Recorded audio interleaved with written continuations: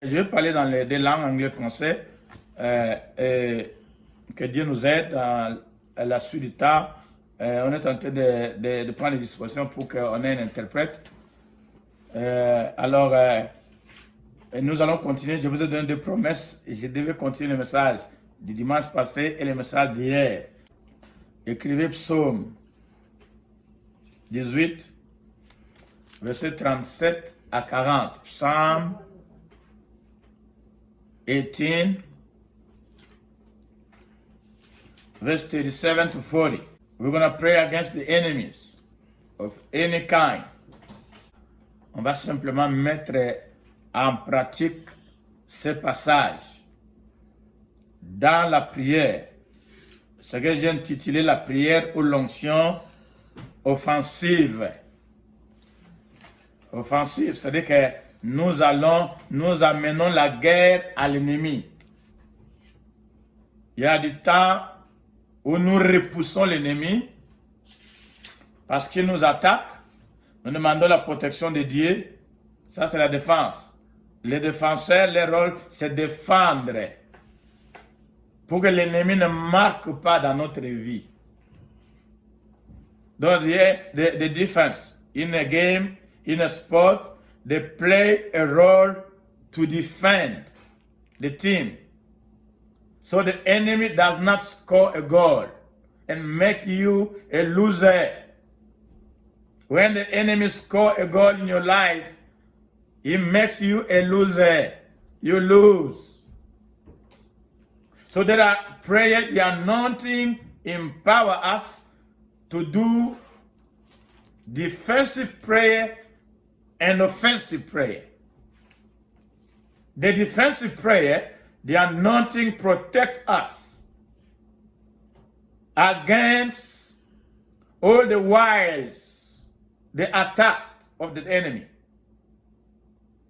We move them away so they don't score. Donc quand l'ennemi marque le but, nous attaque, nous devenons perdants. Dans la prière défensive, c'est pour empêcher l'ennemi à ne pas marquer de goal dans notre camp, sinon nous devenons des perdants dans la vie. C'est pourquoi il y a des prières que nous faisons, c'est pour repousser, résister le diable, il fuira loin de vous. Ça, c'est une prière défensive. Là, spirituellement parlant, on joue à la défense. Mais il y a des prières offensives. Nous devons aussi aller marquer dans le camp de l'ennemi. Ce sont les attaquants. C'est pourquoi on parle de l'attaque. Et dans Psaume 18, verset 17, 18, 19, là, on parle de stratégie d'attaque, de poursuivre l'ennemi jusqu'à ce qu'on l'élimine. On ne va pas laisser COVID-19 et tous les autres ennemis, parce qu'il n'y en a pas que COVID. Les autres ennemis sont aussi en train d'opérer. Les sorciers n'ont pas arrêté d'opérer. La malédiction n'a pas arrêté d'opérer. Les voleurs n'ont pas arrêté de venir voler dans notre camp. Donc pendant que COVID-19 est devenu populaire, mais tous les autres ennemis continuent à faire leur travail. Donc nous devons continuer à les poursuivre. Poursuivre. Donc Psaume 18, verset 37, 38, 39 parle de poursuivre l'ennemi pour l'abattre, l'anéantir, le détruire jusqu'à sa destruction. Alléluia. Amen. Donc cette semaine, dans nos prières, dans nos jeûnes, identifie l'ennemi de ta vie, l'ennemi de ta famille, l'ennemi de ta maison, l'ennemi de l'église. Lève-toi, porte les armes, équipe-toi, mets-toi debout. Ne reste pas seulement en train de pleurer, accuser. Défendre. Même si la défense gagne le championnat, Il faut aussi marquer. Si vous ne marquez pas et ne marquez pas 0-0, personne n'a gagné. Pour gagner, il faut aussi marquer. Alléluia. Amen. On marque avec l'attaque.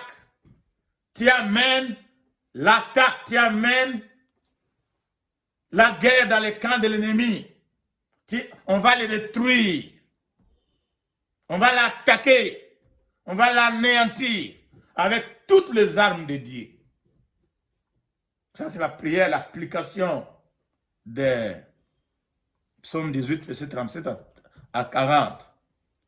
So we got to take the attack to the enemy until he is destroyed.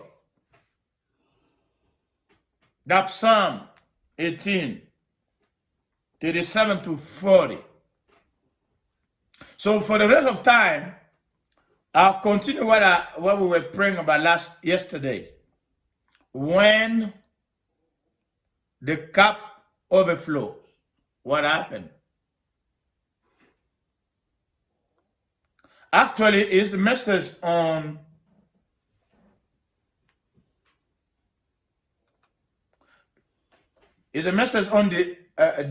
the purpose of the anointing, the presence of God. There are a lot of verses that talk about anointing oil. It's a symbol for the presence of God. It's a symbol of the power of the Holy Spirit in action. Anointing is the force, the spiritual force, the spiritual energy, the power and presence of God that allow you to do and to become the thing and whatever God has called you to do, whatever vision and purpose God has given you. It is not just for ministry. In Acts chapter 1 verse 8, that for ministry.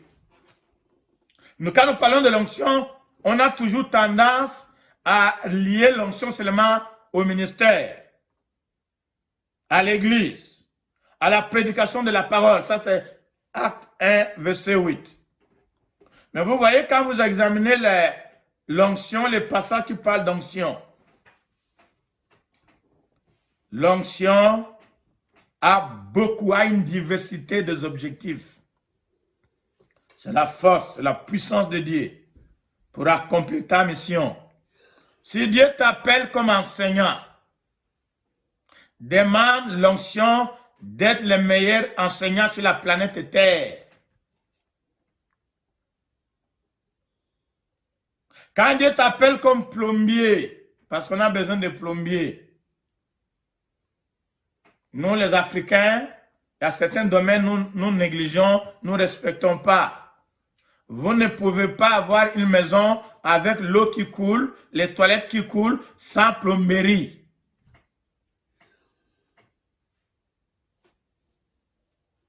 Si vous voulez devenir le meilleur plombier professionnel au XXIe siècle, tu as besoin de l'onction de Dieu. Tu veux devenir le meilleur driver. Des gens ont payé des maisons juste avec le driving. J'ai rencontré un homme à Springbank avec une maison de millions de dollars. Quand il est venu, il m'a dit c'est un chrétien. Quand il est venu à Calgary, il habitait à Abidel. 20 ans après, il habite à Springbank avec une maison de plus d'1 million. Qu'est-ce qu'il fait? Il est dans les transports. Chauffeur. En Afrique, on va les diminuer. On va leur donner les noms. Dieu n'a pas appelé seulement les gens à devenir présidents. Dans une nation, on ne peut avoir qu'un seul président pendant 5 ans ou 10 ans. Et les autres, ils vont faire quoi? Ils vont attendre pour devenir président. Dieu a disposé les talents et les dons dans tous les domaines pour le développement de ce monde. Je crois que je me suis un peu dérouté. Je suis en train de me dérouter de mon message. Mais je suis en train de suivre ce que l'Esprit met dans mon cœur. L'onction. L'onction est liée au talent potentiel, l'appel que Dieu a dans la vie de chacun de nous. Tout le monde n'est pas appelé à être prophète, à être pasteur, à être évangéliste. Tous les enfants de Dieu ne sont pas appelés à faire des églises. Sinon, il n'y aura aucun membre de l'église. Tout le monde deviendra pasteur. Non. Tous les enfants de Dieu ne sont pas appelés à être des évangélistes, des docteurs. Il y a des menuisiers. Parce qu'on a besoin de chaises. On doit construire des maisons. On doit avoir des ingénieurs de construction.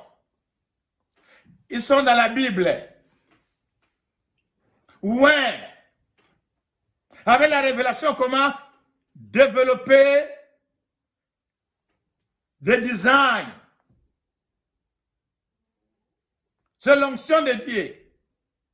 Quand on n'a pas cette onction-là, le potentiel, les dons, les talents ne peuvent pas fonctionner dans la dimension que Dieu a prévue à cause du péché qui bloque.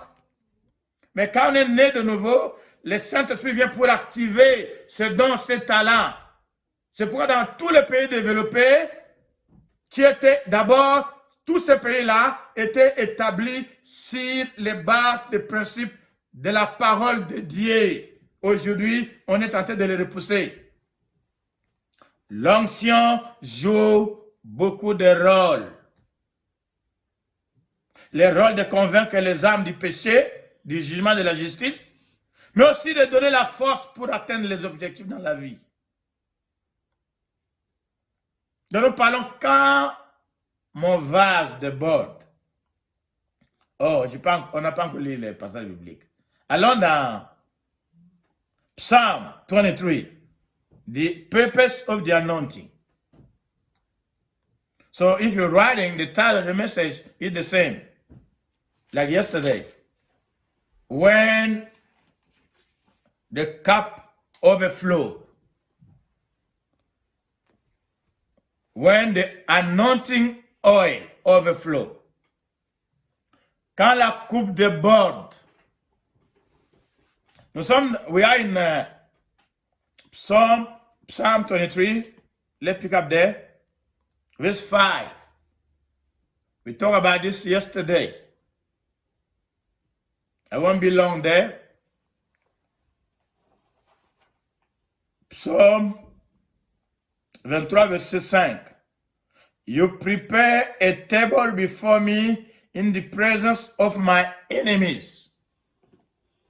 Because the anointing has a lot of purposes. One of the purposes is to fight the enemy. That's why in prayer we can ask the power of God to go fight on our behalf. In 1 Samuel chapter 19, we saw how the anointing of God, how the power of God fought against all the agents of the enemy that came to put their hands on David. At that time, David was anointed. And the power of God struck those people. That God did not kill them. But God struck them, showed them his power. God was telling them, you can't put your hand on the man of God, an anointed child of God. When you are anointed, you see the enemy comes. God set up a table. Oh. So there is a relationship between the anointing and spiritual fight. Spiritual warfare. L'onction. L'ennemi arrive, Dieu place une table. Et il dit, you anoint my head with anointing oil, and my cup overflows.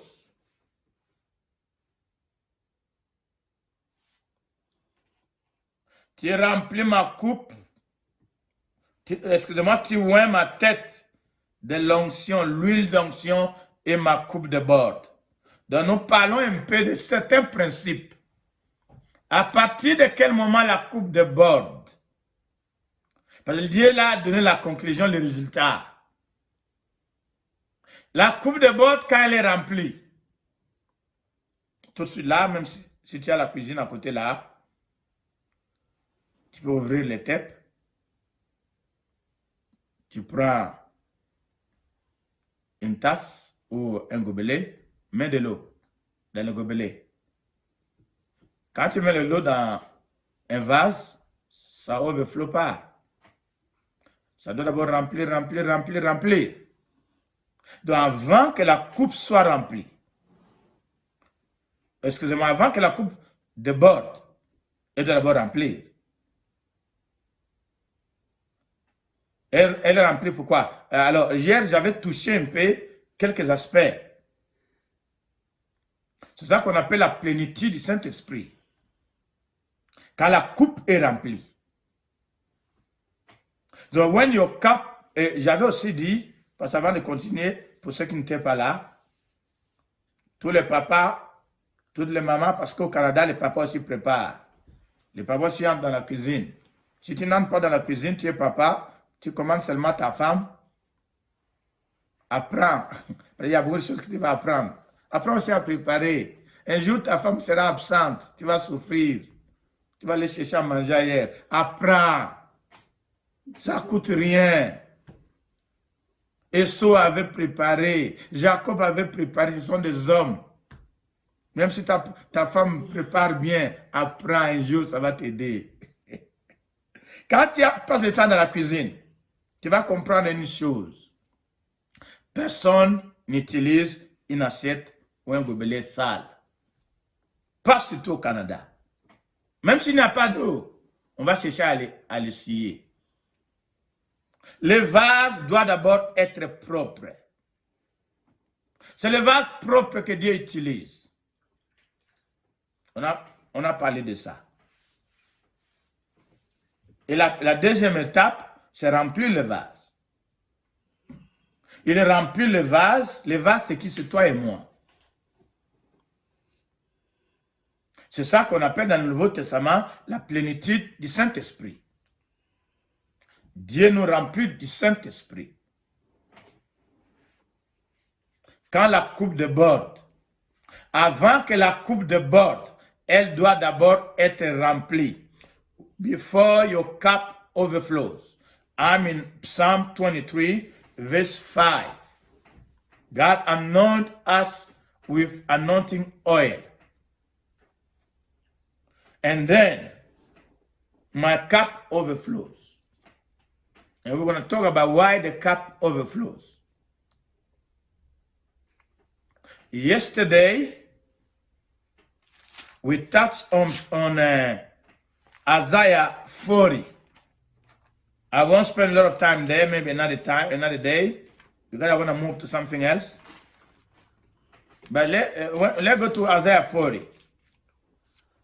Verse 29, 30 and 31.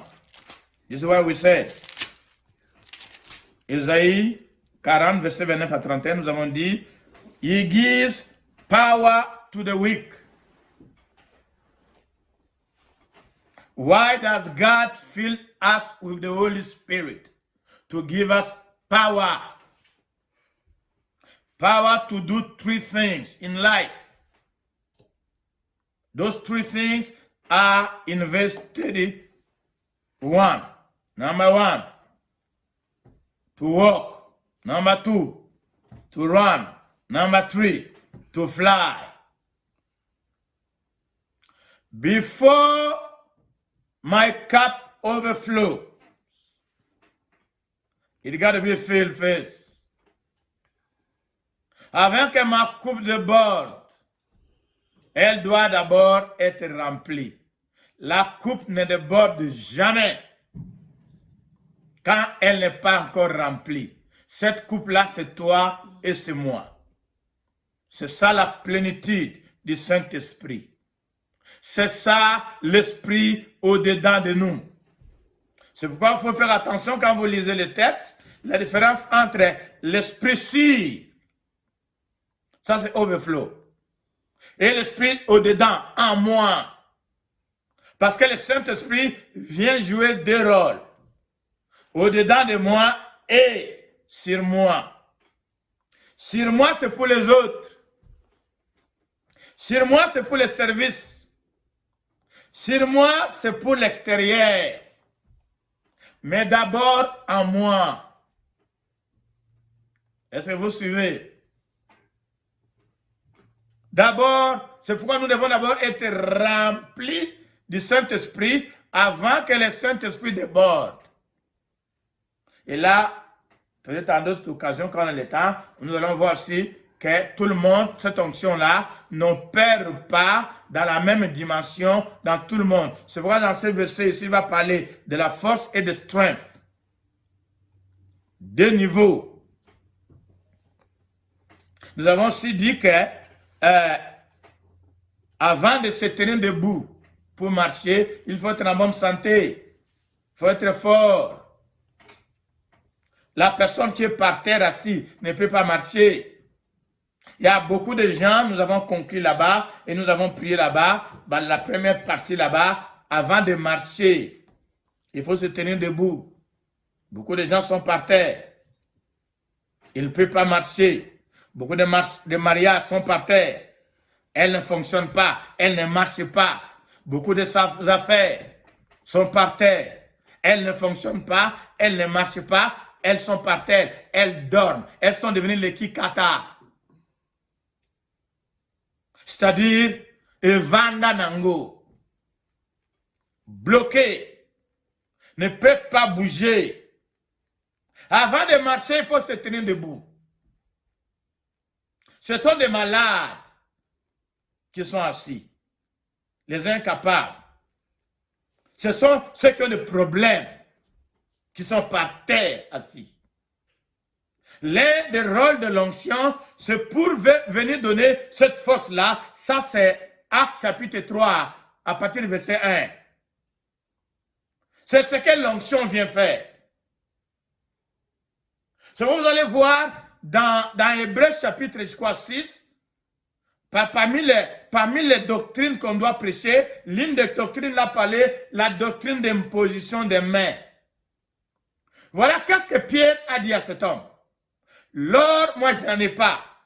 L'argent, je n'en ai pas. Ce que j'ai, je te donne. Au nom de Jésus, lève-toi et marche. Qu'est-ce qu'il avait donné? Avant de vous dire qu'est-ce qu'il avait donné d'après ma compréhension. Quand vous allez dans Actes chapitre 8, Philippe est allé en Samarie. I'll come in English. Philippe est allé en Samarie.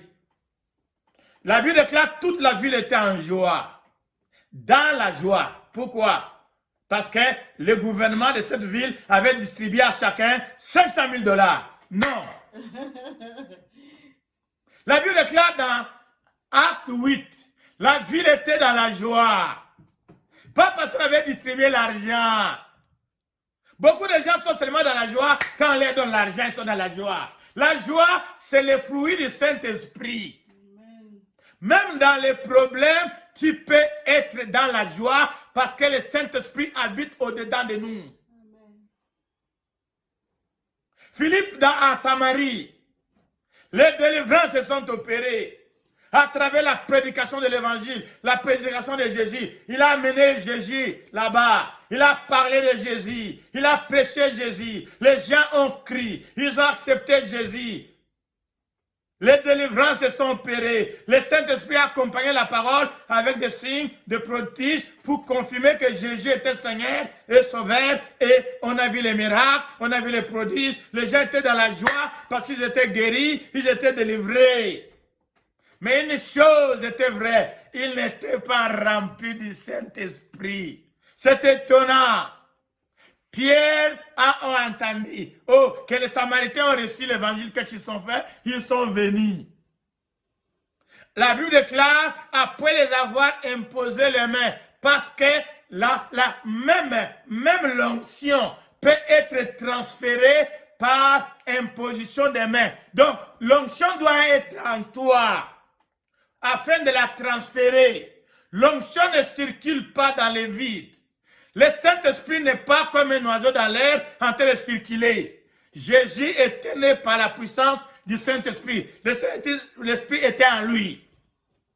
Pour donner, il faut avoir. Vous ne pouvez pas donner quelque chose que vous n'avez pas. Pierre et Jean sont allés à Samarie. Ils ont imposé les mains à ces gens-là. Ils ont reçu le Saint-Esprit. Donc par transfert, quand Pierre dit dans Actes chapitre 3, l'or je n'en ai pas, l'argent je n'en ai pas, ce que je te donne. Il donnait quoi? Il donnait Jésus, mais ce que Jésus donnait, c'était la puissance de Dieu. Parce que quand ils ont donné, ils ont touché l'homme, ils l'ont mis debout. Ce que l'homme a reçu, c'est l'onction. C'est la puissance de Dieu. C'est la présence de Dieu qu'ils ont donné. Et qui a touché l'homme au point où, là où il était faible, là où le corps, les parties du corps ne pouvaient pas fonctionner, ils ont reçu la force. L'onction de c'est comme une énergie. C'est comme l'électricité. Il y a une puissance. Quand la Bible dit, vous recevrez une puissance. Le mot puissant là en grec c'est dynamos. Et tous ceux qui ont appris le physique. En physique, c'est un cours difficile, beaucoup les gens ne l'aiment pas. Mais en physique, le pouvoir, il y a un pouvoir, une puissance qui s'appelle dynamique. La puissance dynamique. C'est cette puissance-là qui fait opérer le moteur. Le moteur qui va permettre la voiture de speed. Cette puissance-là, quand tu allumes le moteur, ça fait grrrm, et tu mets première, ça part. Il y a une puissance derrière. Ça, cette puissance-là, on appelle la puissance dynamique. Si j'ai encore une bonne mémoire, parce que j'avais fait la biochimie. On avait appris un peu ça dans les cours de physique. Quand l'avion doit voler, parce que dans Ésaïe, il parle de marcher, de courir et de voler. Ce sont les étapes de la vie. Il doit y avoir une puissance derrière. On a parlé de ça. Avant de marcher, il faut être en bonne santé. Il faut être fort. Quand on n'est pas fort, on ne peut pas marcher. Donc, dans la prière, il dit ceux qui se confient en l'Éternel renouvellent leur force et ils marchent. Et ils courent. Et ils volent. La prière permet d'activer cette onction de Dieu. C'est pourquoi il dit, dans le verset 29, He gives power to the weak. The power to walk. Si les choses sont par terre dans ta vie, par terre, il faut s'asseoir debout. Si toi-même, tu es par terre, ta vie de prière par terre, ta vie de carrière par terre, tes affaires par terre, tout par terre, mariage par terre, santé par terre, c'est cette force-là. La force de Dieu. C'est pourquoi il est important qu'on prie toute la semaine. Je crois que le reste de ce mois sera consacré au message relatif à l'onction, à la puissance de Dieu. J'ai beaucoup aimé ce chant. Je ne le connais pas encore, je ne le chante pas encore, mais chanter cette semaine-là, ça veut bénir mon cœur. Il est grand. Il fait de grandes choses. Il est puissant. La puissance de Dieu. Donc Dieu nous remplit, God fill us with the Holy Spirit to empower us to do the things we cannot do by ourselves, to pray, to read the Bible, to be intelligent at school, to be the best at the workplace, to be the best teacher in Calgary, to be a best driver, the best warehouse worker, the best whatever you do, wherever you feel weak, the power. The power. So now, and then I'm going to finish with this. Why our cup have to overflow?